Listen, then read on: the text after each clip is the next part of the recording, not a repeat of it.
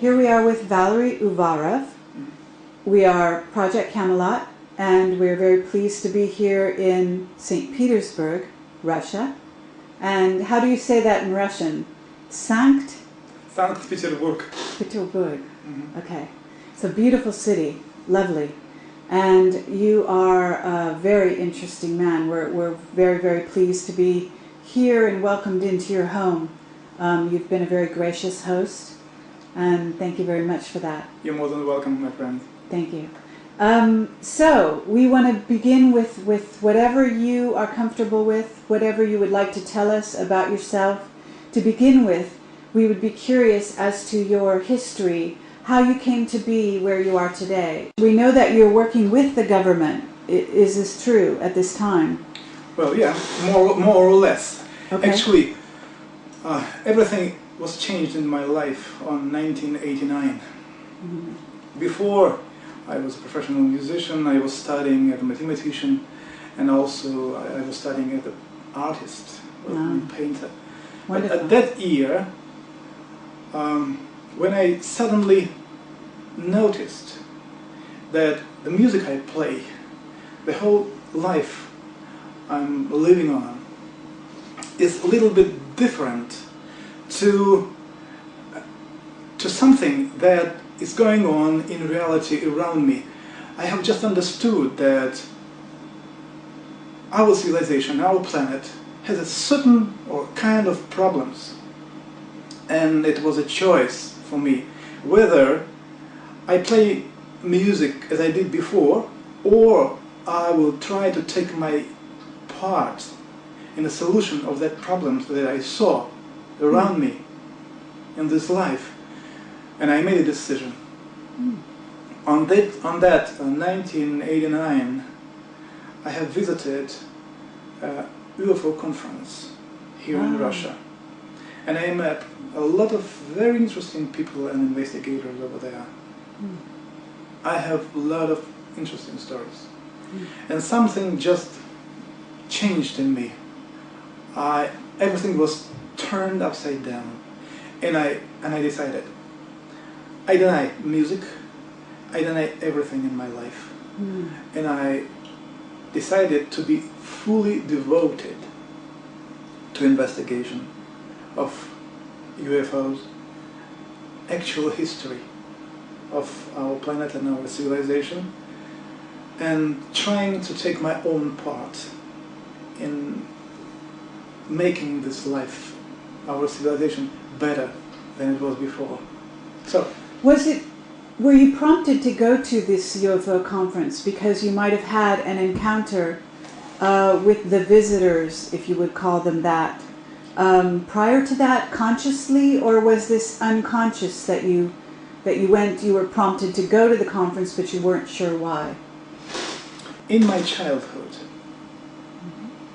I have encountered someone, but at that time I didn't realize what took place. For me it was like something, well, maybe usual. Strange, but usual. Then I started to see strange visions, universe, flying spacecrafts, the other things. I was, crazy about any films, any books about, extraterrestrials and, fantasies. Probably it was always inside of me. I see. But on that year, 1989, it was like a deformation and transformation. I have suddenly understood, clearly understood, that this new way is the real way for me. How old were you then, do you know? Well, it approximately? was... Approximately? Yeah. It was 36 years. Ah, really? Just 36 years. And everything was changed. And I'm happy about it, I tell you. But really, now I'm a very lucky man. I do what I love to do. And I have made some very important discoveries, and I hope and I am always sure we will talk about it today, Yes. and I will share some very interesting ideas. And you've written some books as well, is this true? Yeah, sure. I have written some books, some articles. Uh-huh. Also, I do publish Nexus magazine here in Russian language. Okay. I'm a main editor. Wonderful. And originally we saw you as associated, being interviewed as part of Secret Space. This was Chris Everard's video on the space program. And you also have knowledge about this. Is this true? Yeah, okay. That's true. Okay. And you have some kind of background in mathematics? Can you tell us what that is? It's a St. Petersburg Polytechnical Institute where I have studied it. I see. And is this a formal degree that you have, or is this some years of study? No, it just happened that it was some years of study, and then when this year came, and I have denied everything, and I just was completely focused on investigation. So I left everything and started to do what I started to do. But at the same time, being a musician, professional musician, a painter, and well, on one hand, a mathematician, it's much easier for me to understand what's going on. I can see one event, or let's say object, from 3 different point of views. As a musician, as a mathematician, well, it's much easier. So you have the artistic side, you have the scientific side. Yeah. This is very interesting. And then you have, what would you say? I mean, the music and art and mathematics. This is a lot of similarities, right? On one hand, yes. On one hand, I can look at things very freely. I'm not hidden in a small box of a science. You know, right. Mathematician can look at the world just like mathematician. Okay, me not. I'm trying to see the event from the different point of views, and it's understandable for me, especially now when I need to see something hidden behind, for example, some events in the history of our civilization.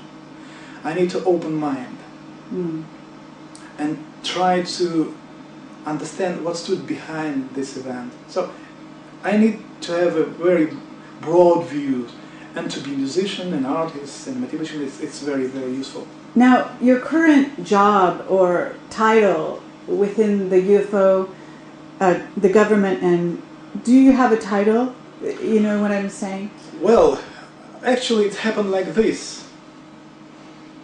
Those people in military and in government who were engaged for many years of investigation of these UFOs, they knew about me. Yes. And they have invited me to be a part of their interests. I see. Actually, it was like this. So, and they have invited me, and for example, there is a couple of organizations whose help I use in investigation. I am talking to you openly. I use their help. When I need to get access to hidden data bank or some information which you cannot find in a library.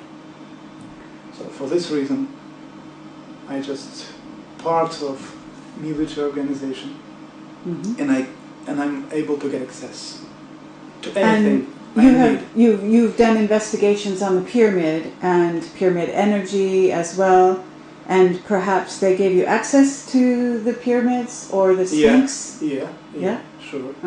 Yes. But on the other hand, I'm interested in the science standing behind pyramid. This is the key moment, science.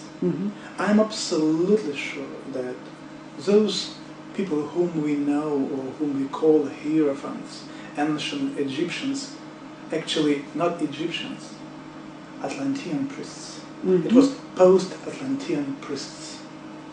They were scientists of a very, very high level. I'm completely sure about that.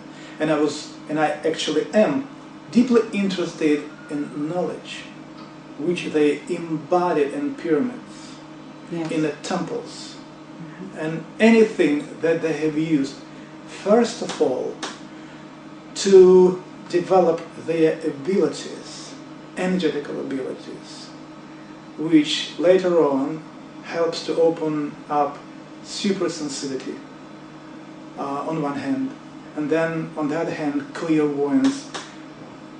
Most of those abilities which they had, and you know, they were very unusual abilities, they were very, very powerful people. Mm-hmm.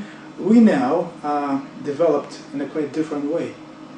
So that's why it was my deepest interest to see what actually they have reached, they have filtered, they have received. Well, pretty soon, investigating ancient texts, I also came to the conclusion, all the knowledge that they had, they have received as a gift from a very, very high extraterrestrial civilization. And when I understood it, I said, now what I need to do is to try to find any even small piece of that knowledge left anywhere on the wall of a temple, in a pyramid, in an ancient text. I need to fill it out, to gather it here on my table, analyze, and bring the whole knowledge. Mm-hmm. So you started this quest, I assume, after this experience and this realization you had in '89. So now we are in 2007, right? Yeah. So for this number of years, you've been working quite a long time. And you've written books about the pyramids, and you are building a pyramid, I understand. Yeah. Is this correct? Now we're building a big stone pyramid. Okay. According to those knowledge which actually I have received investigating the ancient pyramids of different civilizations. And what is this knowledge that can you tell me a couple of key things that you are building you are building actually more than one pyramid eventually here in Russia, not so far from here, you said? Yeah, it's just 100 kilometers from St. Petersburg. Uh-huh. We have found a very, very ancient place where people were making like rituals for a few hundred years. Okay. And it's an earthquake, like a breaking, with a beam of energy getting out of the ground. So actually, I have done everything according to the ancient canon, the knowledge, how it should be done. So we found the right place. Actually, there are three very good places there. But now we are trying to we are actually setting a pyramid on one of these places. I see. So it's an energy vortex that you have found. Yeah, pretty strong energy vortex. Uh-huh. It's a key moment. We should do it. But at the same time, I came to a strict conclusion that what we actually know, I mean our civilization, knows about the pyramids and their effects, it's almost nothing to reality in comparison to reality. Okay. This is the reason we have decided to set up a pyramid made according to the knowledge, not like a pyramid shapes or some proportions, which actually we met investigating different pyramids. No, it's too small part of information. No, it's not enough. There should be much more. First of all, when the ancient priests were constructing the pyramids, they were doing it trying to tune on a certain person. For example, for Pharaoh or a priest. The Cheops pyramid is quite different instrument. And I was always interested in what knowledge, what made this pyramid a powerful instrument which could not only influence your energetic system, develop your abilities. First of all, how to get access, now listen very attentively, to the parallel dimensions of the earth and time. Yes. It's a key moment, because there you can find information about the history of planet Earth, and not only about previous time, also about our future. So you can get something that you even cannot imagine this is the reason why I have devoted the whole book, which I just wrote and published here in Russia. It's the name of the book is the Pyramids. Okay. It's this one. I think it's going to be the same cover in English language too. I think this book will be published in English language in the nearest future. Mm-hmm. And there you can see the translation of the ancient texts. You will feel and understand the interests of ancient priests, why they spent so many years and so many, money also, just to set up a huge pyramid. Why? Just a place to bury pharaoh? No, it's quite for different purposes. Mm-hmm. And we have decided to get the same possibilities now setting up this pyramid. So we have found a place, we have found a knowledge. Inside of this new pyramid we are constructing now, there will be 25 resonators, so room resonators. Now you see, in the pyramid of Cheops, you know at least 3, okay? 3 rooms. In our pyramid it will be 25 pyramids. I see. But are you talking about also using the crystals, and the power of the crystals? We are going to set up there energy sources. Mm-hmm. Not just crystals, it's energy sources. Okay. Because if you set up a pyramid without energy source, you will never get what you at least imagine to get. The vortex, is this not the energy source, the major? No. No? No, it's just, it's like a gas, okay? It's like a gas, but to get a power out of it, you need a motor. Right. So what I called energy source, it's a device. Ah. It's a certain device which you put inside of the pyramid in a certain place, and the pyramid will affect the space and time, making kind of a combustion of space. And here starts something very, very interesting and unusual. So we came to this understanding, and we immediately decided to start construction of the pyramid, and we have started to do this at the end of the last year. And I think that at the end of this October 2007 we will complete construction. Now, have you shared your knowledge with other countries at all? Or is this purely inside Russia? Actually, it's purely inside Russia. Uh-huh. Because this would be very interesting, I'm sure, to most, well, certainly to American researchers, but other countries as well. I love some American researchers, like I love, for example, Graham Hancock, and I love Buell and Gilbert, and the other, and many others. I love them very much because they have affected me deeply. I want to say thanks to them for all they have done. And, at the same time, they brought to light, to people, some very unusual ideas, saying that, listen, just look attentively on the pyramids, or look attentively on some other things.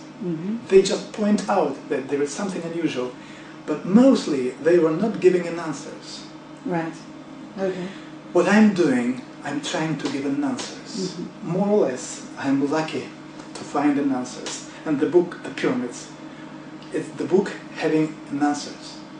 Now, you mentioned over our short, lovely meal that we had, that you had sort of some interactions with these visitors that kind of guided you on the journey that you're on now.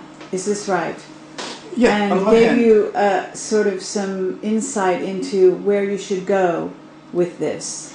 Yes, on one hand, yes. And you call them, what did you call them? I would call them visitors. Okay. To say extraterrestrials, on one hand, you can call them extraterrestrials. But on the other hand, when you start to understand how actually this space is constructed, you come to understanding that the most, distant place in our galaxy is less than 1 minute to go to the Earth. Less than 1 minute. it means, well, according to what we know about our planet, and in comparison with the period which our civilization is now here on this planet, the people, human people, are visitors here. They are so long, so many times, so many thousands of years here, controlling the situation. So I would say them as those people who is trying to keep the whole situation on the planet in a certain path. So when I met these visitors in my life for the first time, it was pretty long ago. I was in expedition. My first simple question was, well, what are you doing here? As on that moment, as any normal citizens, normal people, even in America, just having ideas about their abilities, they are flying, they have so unusual possibilities. Well, what they're doing here? What is their interest? The answer was pretty simple, and at the same time, this answer just turned up my life. One of those whom I saw said, if you want to understand our interests, you should learn the history of your civilization, your pre-history. Then you will understand our interests. From that moment, I started to do my best investigating the history of our civilization. And now I can tell you, I came to understanding what took place and what their main interest is in. Okay, what is their main interest, do you think? Is it in the future and future events that they feel are coming down? Or is this a genetic interest in our species? First of all, I would like to explain to you that if you want to get just one answer, you will never get the right answer. It's, on one hand, it's pretty complicated. Okay. Then, if you at least would prefer to make a short step forward to understanding, what I would recommend to you is just take, if you can, and understand that there are no past and future. There is only present. Now. What's going on now? For me, at the beginning, it was like nothing. I thought, what it means? Not past, there is no future, everything is going on now. I had to investigate and to be inside of this, situation for pretty long time. And then, when I understood how it works, and it's really so, then you start to deeply understand that if you plan, if you want to change the planet, the humanity, actually something for better, develop it in a right way, you need to know what took place over there. And at the same time, you need to know what will happen for us in our future. But as soon as this future for us is actually already taking place now. So, from your future, you can go and get into contact with you in the past. Just to help yourself to change something in your life in the past for better. Then, if something will happen different, your present will be changed. And future will be changed for better. It's only one way. So what they are doing here, they are trying to keep and to somehow control these multiple dimension events of our life, so that we would understood how it's all constructed. They never interfered. They only can give you just a small, tiny idea. So just a hint. And then, if you are a right person, you should understand what you will do then will be your personal responsibility. for the future. It's not like this, like some teachers or people say, well, extraterrestrials and gods, they are so perfect, they will control me, even if I will make a mistake, they will help me to correct my mistakes. And no, it's not, in reality, it's not like this. What they can do is just to give some hints. But then you take your own personal responsibility.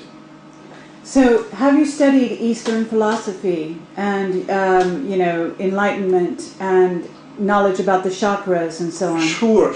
I did it. I did it completely. But in some couple of years later, I came to a strict understanding that if you start, or you will try to see what stands behind this knowledge, using the knowledge, for example, of Buddhism or Hinduism, you will never ever get reality. It's impossible, because in the way, in the form which you can use and understand, this knowledge stayed, I usually say, alive only in Egypt. Only in Egypt. And in my book I'm showing these texts. If you take Hinduism or Eastern tradition, it's so deformed, it's so already turned in different parts and pieces, you will never ever get the understanding of reality. This is the reason why I deeply dived, I would say, in Egyptology. Working with text, because there you can see the beginning of the whole story. And in this book, for example, I gave already this very, very old knowledge that was named or called in ancient times Kabbalah-on. This is the knowledge of a unity of construction of human and universe. How it's constructed, actually, it's one and the same thing. So if you want to understand it, you should start from the beginning. And this beginning, not deformed beginning, you can find only in Egypt, nowhere else. Now, when you said you were contacted on an expedition, were you in Egypt at the time of your contact? No, in Siberia. Siberia? Yeah, it was expedition connected to my investigation of Tunguska case. Now, we want to hear about this, Tunguska, because you have just written a new book about this. Is that right? Actually, I am already. I'm going to finish it. Actually, the whole book will be devoted to the 100 years university. Oh yes, is this coming year, yes. Right? Next year. Next year. It's coming already. Yes. So, and this book will give the idea of what took place over there. Actually, you will get answers. You know, within the last 70 years of investigation, scientists at least have got and brought to people around 300 different hypotheses. And most of them are so different, people cannot put it together. In this book, I am putting all together and giving you I'm describing the whole event so that all these different hypotheses are coming together as the one. I see. We met with a scientist, and Bill, perhaps you could explain his point of view yesterday. Yeah, we met Chernobrov. with Chernobrov, and we asked him about Tunguska, and he said that there was a similar event that happened near Lake Baikal much more recently. Yeah. And he felt that the traces of radioactivity that were detected in the Tunguska region could be explained by this being the impact of a comet. And he felt that some of the radioactive isotopes that were discovered there actually are present in comets, and he felt that the Baikal incident suggested that that was a reasonable hypothesis. He was very careful not to present conclusions about it, but that's what he felt his best guess was. Yeah, I know. We welcome your comment. I know this. So Absolutely. does he agree, or do you agree with him, or is your understanding different, or? To say agree or not agree, it wouldn't give you a right approach, my Okay. own approach. Actually, working and trying to find an answer what took place in Tunguska, I have learned a lot of materials, a lot of results of investigation of different scientists, and I'm very grateful for them for this. They gave me a lot of information. I would never do it myself, never. But at the same time, when I came to understanding what took place there, and what is critically important, is that people have described and explained what took place in Tunguska, or, I mean, this event. They gave this answer in a few years of this event. Actually, they did it almost immediately. The problem was that when scientists representing different fields of science came to Tunguska and started to ask witnesses what they saw, they naturally just took the whole story in small pieces, because those people who had a botanic education, they tried to explain the event from their point of view. Astronomers, they tried to explain events like comet or meteorite.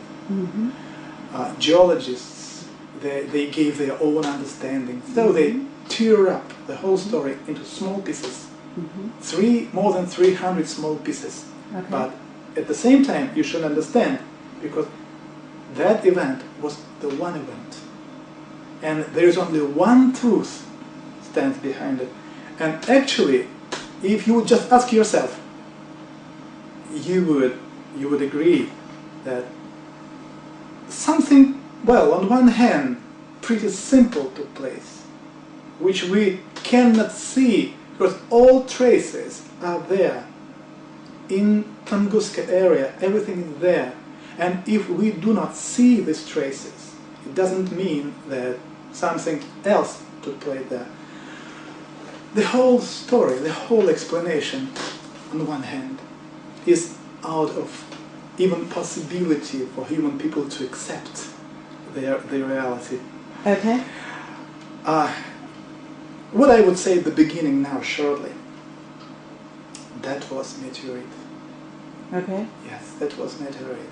But this meteorite was carrying a dangerous bacteria. And somebody shut it down, destroyed it, as they did it many, many times. And they do it each century for a few times. When I was investigating, the documents, I found a very interesting story. Listen. Shortly, when Stalin have learned about the Tunguska case, and especially Lavrentiy Beria, it's a very, very special man who was subjected to investigate and to influence development of nuclear weapons in Russia at that time. He has gotten information about unusual event, very looking like a nuclear explosion, but took place in 1908. So when they have investigated pictures, they sent an expedition, military expedition, to that area. And this military expedition was, well, in a civil dresses. They had only one task: to gather information. And now look, when they asked some people in the area of explosion, people said, very, very shortly after explosion, the local indigenous people saw a group of strange visitors having very highly developed equipment on them on 1908, investigating soils. So they saw them. Tell me who they were. Very highly equipped people on 1908, who they were. It's just a short beginning. But at the same time, I can tell you, the reality is amazing. Amazing. There are somebody who is preserving the planet Earth because of this meteorite having dangerous bacteria. I see. Somebody have created, like a constructed, what I personally call like an installation. Part of this installation is in Siberia, and it's active. On the other hand, and I'm very sorry about it, one of the device having close connection to this installation is situated in China, and China already found it, and they are investigating it. Are you saying they have something that contains this bacteria? No, they are investigating a part of equipment that was shooting down meteorite. So is this the visitors? This is the visitors' equipment, is it not? Yes. I know exactly. They found it, and they do investigate it already. Right. And in the nearest future, you will be a witness of a jump of, development of some technologies in China. Okay. Much more, the very advanced that you even can imagine. Unfortunately, they do it, investigation in Russia. No, still not. How did you find this out, though? Can you tell us? Well, it's, if you will, if you will allow me, no, okay. I will keep it, okay? Okay. But believe Very me, they already do. Okay, this is. We have a lot of this material over Siberia. A lot. I would say thousands of tons of these materials. But our science and representatives of our science, they do not interested at all. I see. Really? No. Well, now, when your book is released, it's not yet released here. Is that correct? About Tunguska case. Yes. It will be released next year. Okay. So once your book comes out, perhaps this will change. I'm not sure about this. No? No. This is the reason why what I do plan personally. I want to organize some expedition, 1 or 2 expeditions, international expeditions. Fabulous. Some people from America, Russia, Germany, Australia move there, so that when it will happen, it should be under a reasonable control of humanity. I see. Because there, just at this particular moment, just believe me. You have nothing to do just to believe me. The technology there at the moment is so developed, you even cannot imagine. Okay, now I have a jump for you, because you said also during our dinner conversation that there were 3 events that were, I guess, meteors that had hit this planet at different periods of time in history and changed our planet. Can you tell us a little bit about that? And then you said Tunguska was a tiny event in relation to these bigger events. Sure. If you just read materials brought forward to people by astronomers about asteroids defense system, which actually Americans are working over, you will find idea that, for example, big asteroids, maybe 1 kilometer in diameter, are hitting planet Earth maybe one time in 300,000 years, or maybe even in 1 million years. Mm-hmm. When I was investigating the ancient texts, I came to not only understanding. In my book, The Pyramids, I'm giving the ancient texts everything. I mean, like translation, you will see everything there. That the asteroids with a diameter more than 1 kilometer or hit the planet at least 2 times within the last 16,000 years, at least. Actually 3 times, but first 2, and especially those whom I name Azores, which hit the planet in the area of Azores Islands. Mm-hmm. It took place exactly 13,660 years ago from the autumn of this year. Exactly. And in the book I'm giving exact calculations and ancient calendars, Right. showing you the exact date when it took place. Now, are you saying that this might be a cyclical event? Yeah, this is, you did it, my friend. Great, great. Mm-hmm. This is the most important idea, Mm-hmm. that those ancient calendars, Mayan calendars, Mm-hmm. and some of the ancient Egyptian calendars, which I call like a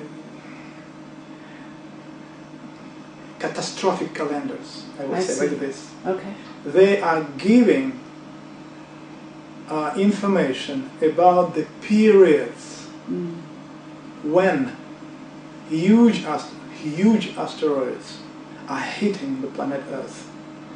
And those ancient hierophants, they were trying to bring or to give or to leave for following future people information that in a certain moment a following asteroid will hit the planet. You should be ready for this. Okay. Otherwise, people can be, So killed. you are, so to jump from here, we can say that there is another event scheduled sometime in our future in which this may occur again. I would say that the most interesting and unusual event, which is ahead of us and very close, very, very close to us. And are you saying the Mayan calendar 2012, Right. around this time? Yes. Now, Yes. is it your understanding, I don't know if you've studied the work of Zecharia Sitchin, Yeah. I know his work very, very good. and are you talking about the return of Planet X? Are you talking about the dwarf, the brown dwarf, which is talked about by scientists because we have some contacts who are talking about what they call a brown dwarf, with I guess a planet that is accompanying it in a circular orbit. This orbit being a very long, elongated 26,000 I know year. this. This is This not what you're theory, saying? very, very good. Yes. No, the reality is quite different. Okay. Again and again and again, even now, at this moment, I would like to repeat again. What I'm working with are the ancient texts, Yes. which you can use and read and interpret. These ancient texts say that 13,660 years ago, when Azores asteroid hit the planet Earth lost its orbit and started to fly away from the sun. Somebody whom we call now as the curators, somebody took a huge part of destroyed planet Malik, which this huge part of this planet now we name a moon. And this ancient text, Egyptian texts, give you exact description, so that somebody took this huge part, or this piece, took it into magnetic field of the planet Earth, increased the mass of the planet Earth, and fixed the planet where it is now. Before, planet Earth was moving around the Sun with a period of 360 days. When it moved away from the Sun, it was fixed there with the help of the Moon. Now we have 365 days. So, right after that, they have created Venus and put Venus where it is now, ancient texts. Even Mayan calendar says that the Venus was created 3,113 years before Christ. Okay? Okay. So everything we heard. But what took place also? Those who were living on Mars, and ancient texts say exactly, those who gave the knowledge to the previous civilization, they were from Mars and Marduk. But now we see these planets are, Marduk is destroyed, we have an asteroid belt around, no planet. I see. Mars was attacked by asteroids, lost its atmosphere, moved away from this original place, but that somebody had fixated him. Also, it's there. But those who lived on those planets, they have moved to one other planet of a solar system. I don't know how, but the idea is that this planet now is on the same orbit as the Earth, but right behind the Sun. Quite opposite. We are moving with the same speed, and this is the reason why we mostly cannot see it. But at the same time, there are some periods when we can see this planet, and astronomers have seen this planet and registered this planet. And in my book I am giving the full description of those events. Are you saying these people, are you calling them the Anunnaki or no? Yeah, Yes. It doesn't matter. It doesn't matter how you call them. Sure. Doesn't matter. But is it the people that are it's the same reference that some researchers are using for this group of people who actually came to Earth originally and brought and genetically engineered our species? Is this how you see? I wouldn't say genetically, No. No, it was a little bit different. Okay. Genetic effects took place on planet Earth very, very long ago. Much far. I mean, this event is quite different.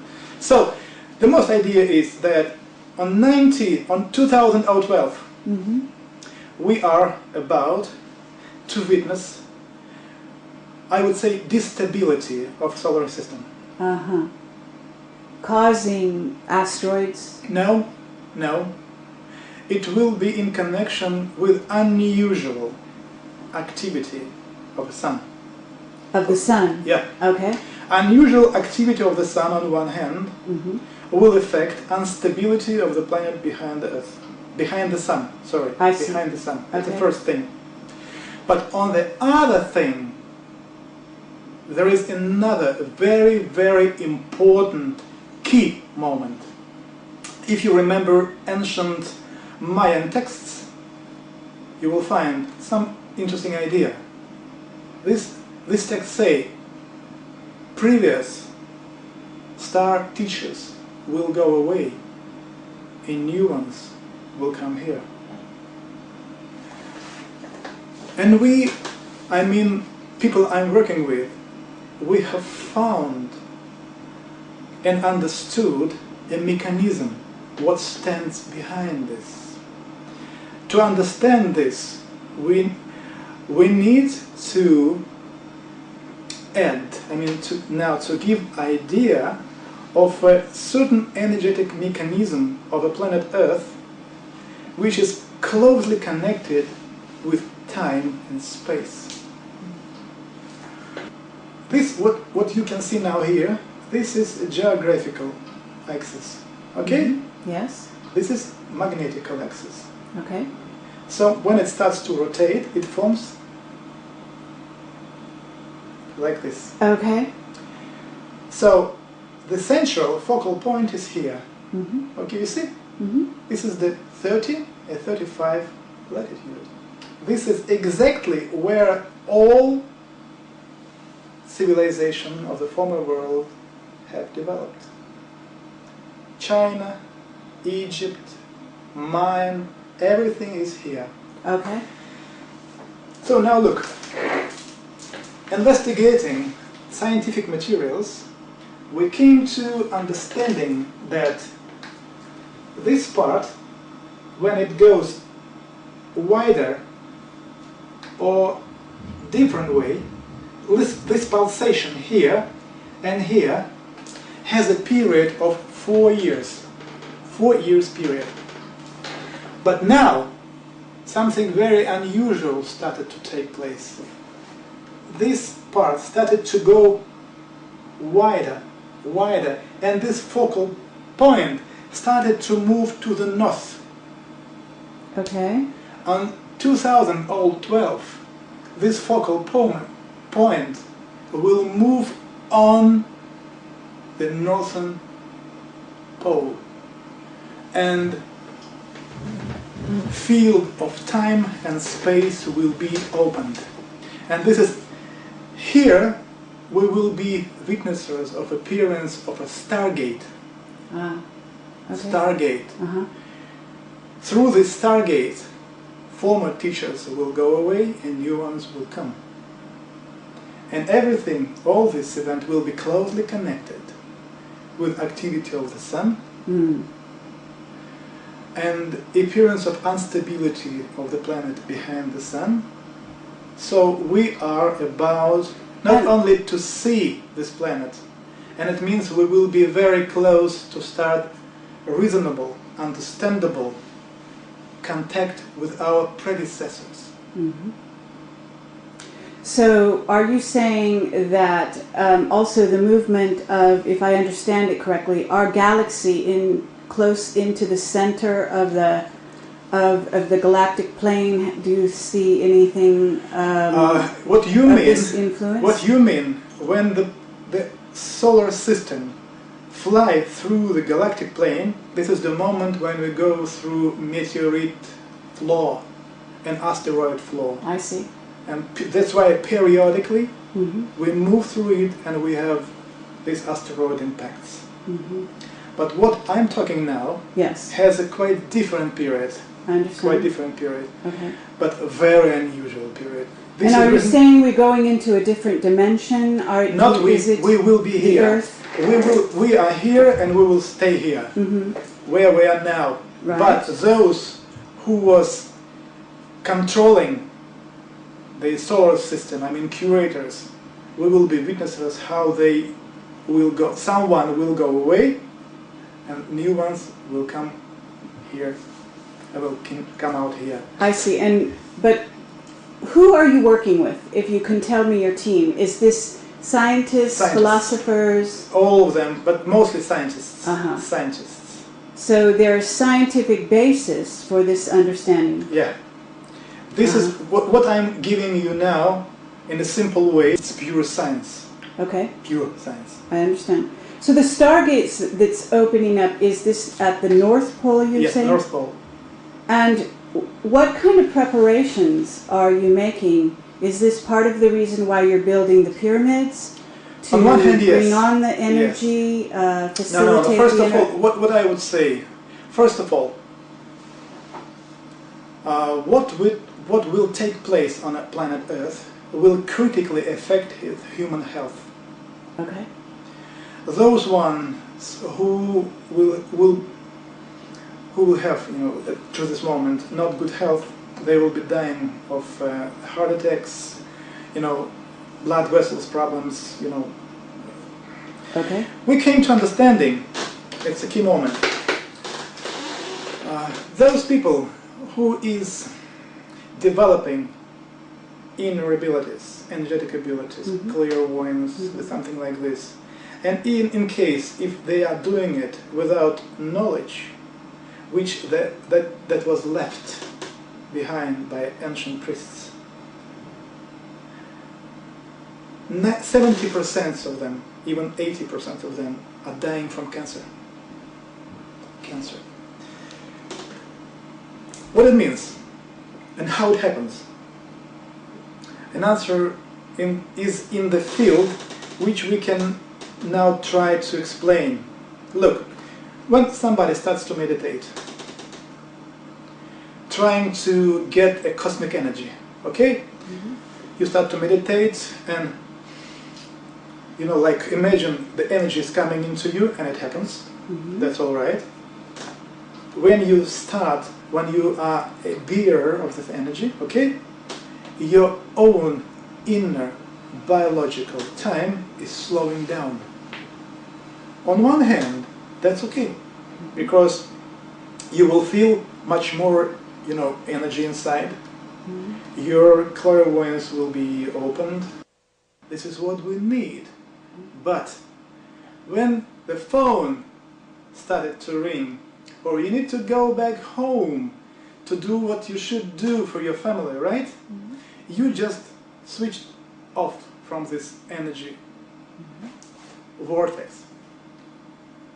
Immune system made, you know, this like a the immune system tries to return back to the normal position. Okay? Speeding up inner time because you have slowed it down. Immune system immediately starts to make it just speeding up. Speeding up of inner time causes beginning of a cancer.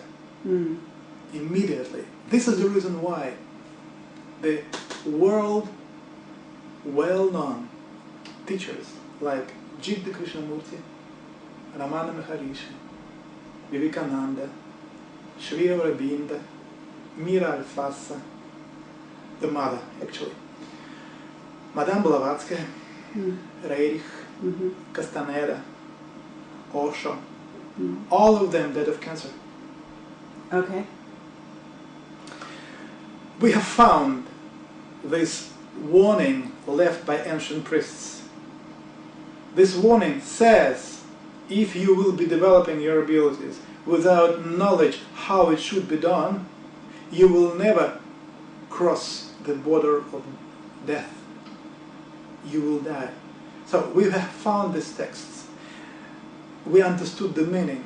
And first of all, we started to investigate and develop the system of defense for myself, for the scientists and specialists I'm working with. This is the key moment. And actually, this is the reason why I would say people in the nearest future, when 2012 will be very close to you, you should take in account that you should perfect, you should develop your health. Otherwise, thousands, if I would say maybe even hundreds of thousands of people, maybe millions, will not survive these changes. And one of the instruments which ancient used for this, I mean to preserve themselves against cancer, to step over the border of death, that was the pyramids and so-called the wands of Horus. So, you know, metallic, I would say tubes, you know, which any of ancient Egyptian pharaohs, I know sculptures of pharaohs and priests, they have it in their hands. I wrote a book about it, which is called The Wands of Horus, giving the ancient texts and explanations and ideas what stands behind this. I myself deeply understood that this is the key moment, and now we are developing it. And this is one of the reasons why we are setting up now big stone pyramids to prepare ourselves, our health, before this very important event. I see. We should be prepared, otherwise.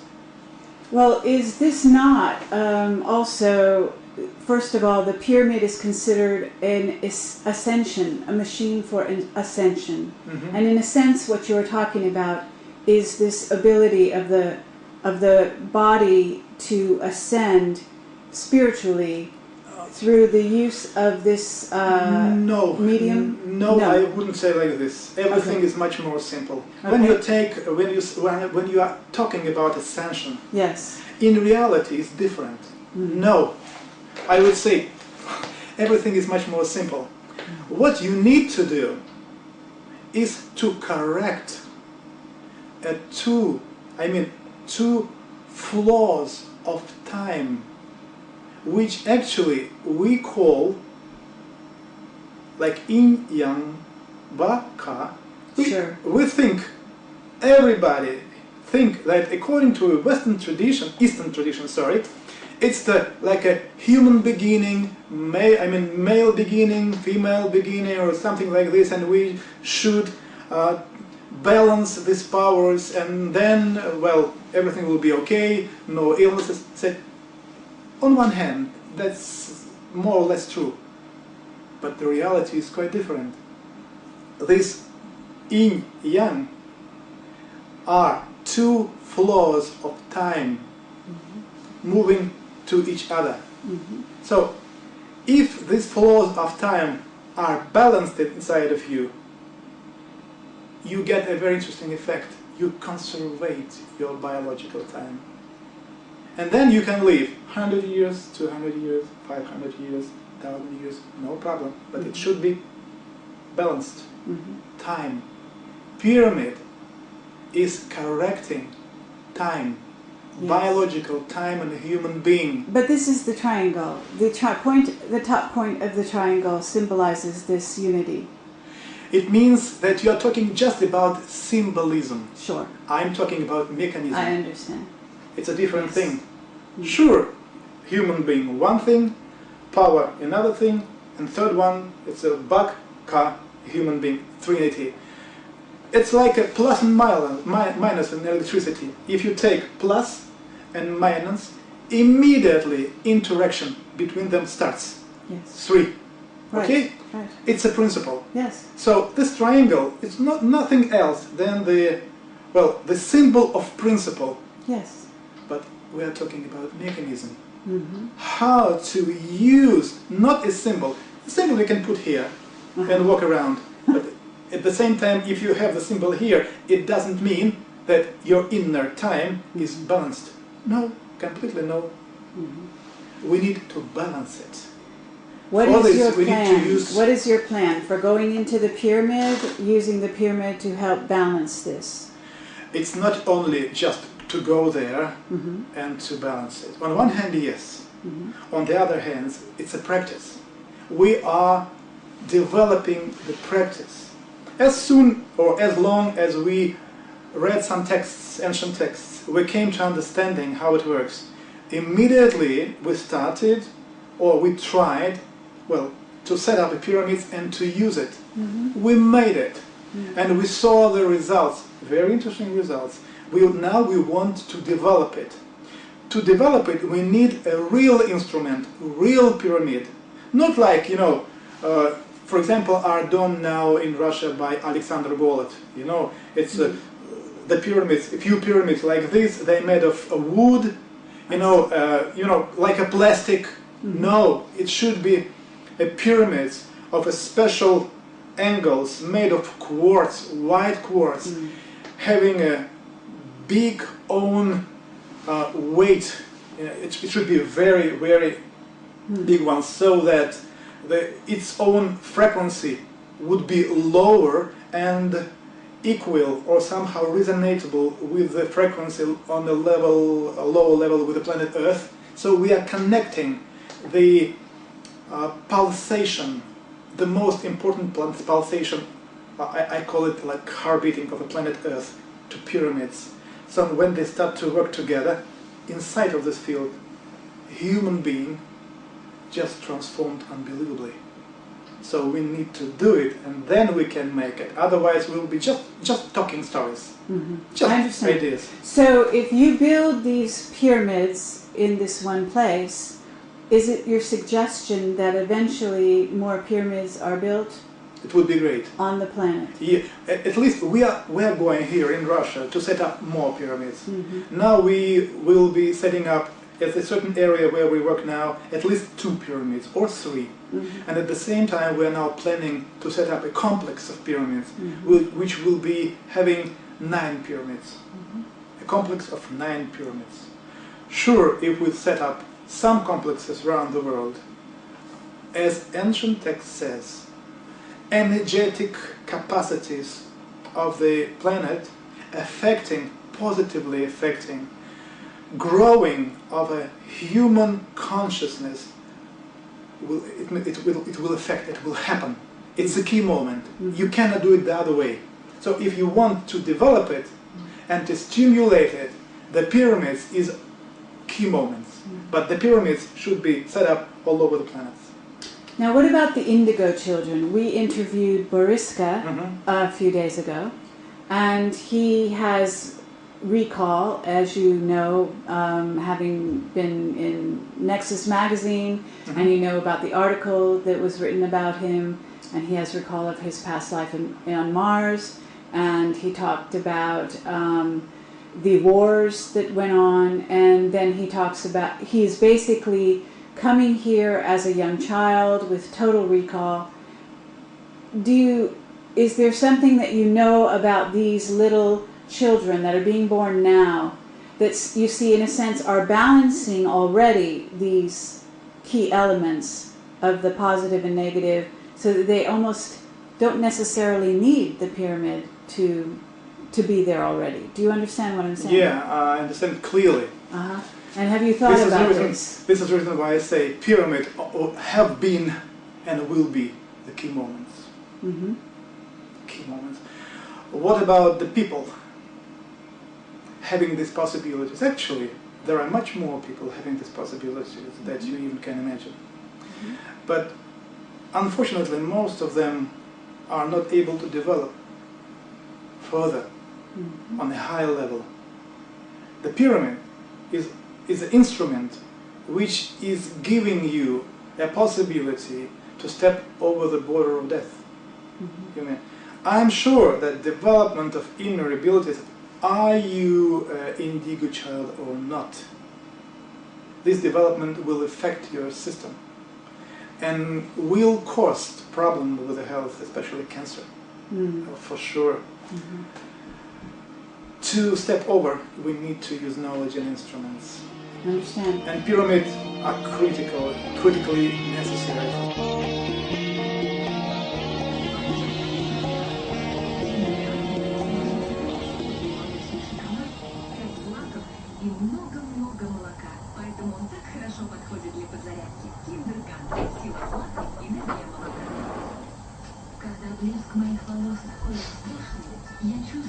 As I did before, or I will try to take my part in the solution of that problem that I saw around me in this life, and I made a decision. On that 1989, I have visited a UFO conference here in Russia, and I met a lot of very interesting people and investigators over there. I have a lot of interesting stories, and something just changed in me.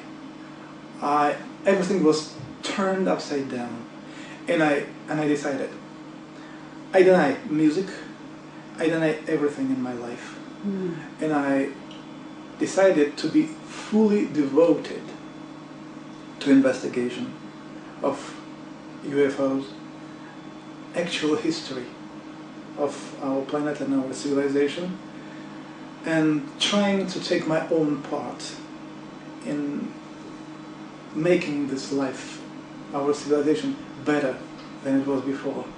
So, were you prompted to go to this UFO conference because you might have had an encounter with the visitors, if you would call them that, prior to that, consciously, or was this unconscious that you were prompted to go to the conference but you weren't sure why? In my childhood, I have encountered someone. But at that time, I didn't realize what took place. For me, it was like something, well, maybe usual. Strange, but usual. Then I started to see strange visions, universe, flying spacecrafts, the other things. I was, crazy about any films, any books about, extraterrestrials and, fantasies. Probably a military organization, and I'm able to get access to anything. And you've done investigations on the pyramid and pyramid energy as well, and perhaps they gave you access to the pyramids or the Sphinx? Yeah, sure. Yes. But on the other hand, I'm interested in the science standing behind pyramid. This is the key moment, science. I'm absolutely sure that those people whom we know or whom we call hierophants, ancient Egyptians, actually not Egyptians, Atlantean priests. It was post-Atlantean priests. They were scientists of a very, very high level. I'm completely sure about that. And I actually am deeply interested in knowledge which they embodied in pyramids, in the temples, and anything that they have used, first of all, to develop their abilities, energetical abilities, which later on helps to open up supersensitivity on one hand, and then on the other hand clairvoyance. Most of those abilities which they had, and they were very unusual abilities, they were very, very powerful people. We now developed in a quite different way.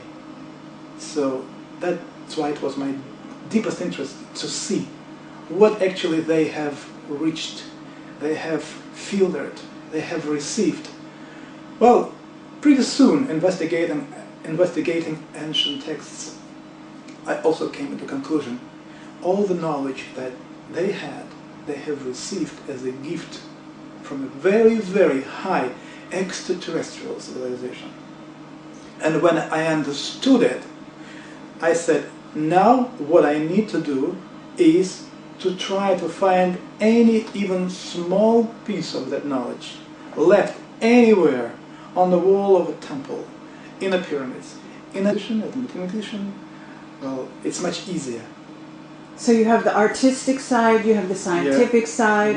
This is very interesting. And then you have, what would you say? I mean, the music and art and mathematics. This is a lot of similarities, right? On one hand, yes. On one hand, I can look at things very freely.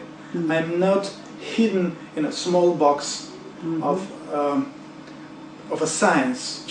Right. Mathematician can look at the world just like mathematician. Okay? Me not. I'm trying to see the event from the different point of views. And it's understandable for me. Especially now when I need to see something hidden behind, for example, some events in the history of our civilization. I need to open mind and try to understand what stood behind this event. So I need to have a very broad view, and to be a musician and artist and mathematician, it's very, very useful. Now, your current job or title within the UFO, the government, and do you have a title? You know what I'm saying? Well, actually it happened like this. Those people in military and in government who were engaged for many years of investigation of these UFOs, they knew about me. Yes. And they have invited me to be a part of their interests. I see. Actually, it was like this.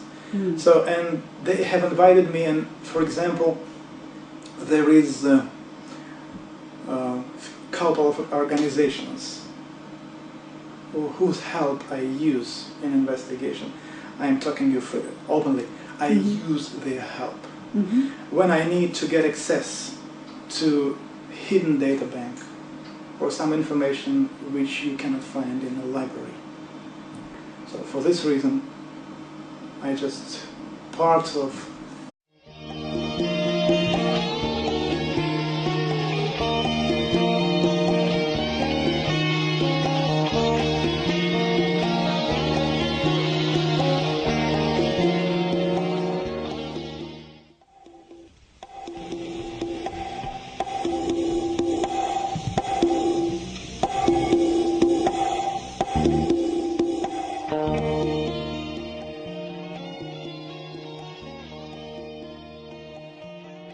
Here we are with Valery Uvarov.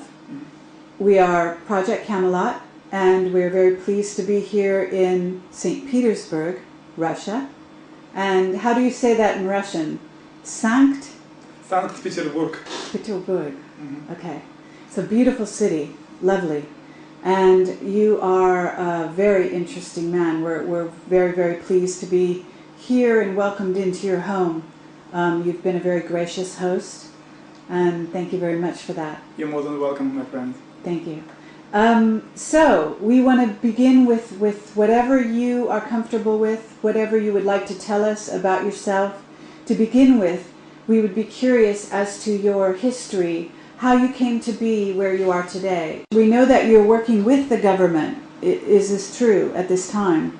Well, yeah, more or less. Okay. Actually, everything was changed in my life on 1989. Before I was a professional musician, I was studying as a mathematician, and also I was studying as an artist, painter. But at that year, when I suddenly noticed that the music I play, the whole life I'm living on, is a little bit different to something that is going on in reality around me.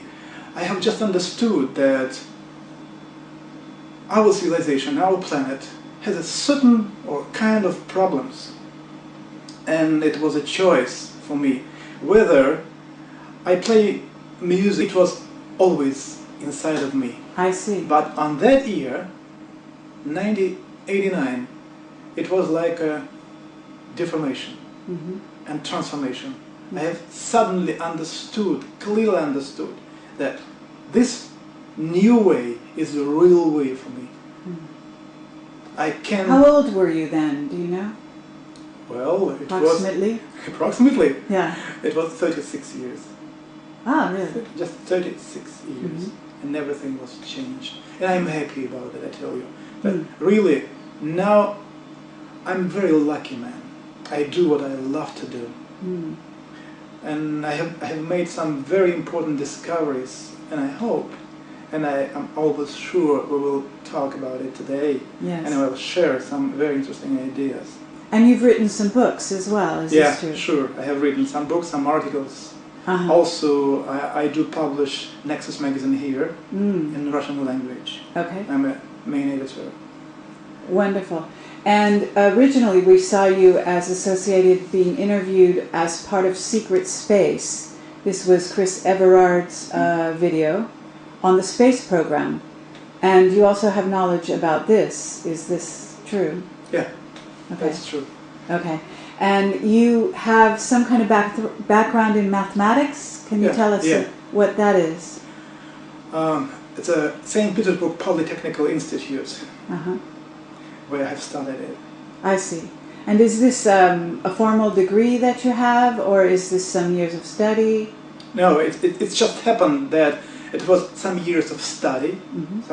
And then, when this year came, and I have denied everything, and I just was completely focused on investigation. So I left everything and started to do what I started to do. But at the same time, being a musician, professional musician, a painter, and well, on one hand, a mathematician, it's much easier for me to understand what's going on. I can see one event or let's say object from 3 different point of views as a museum.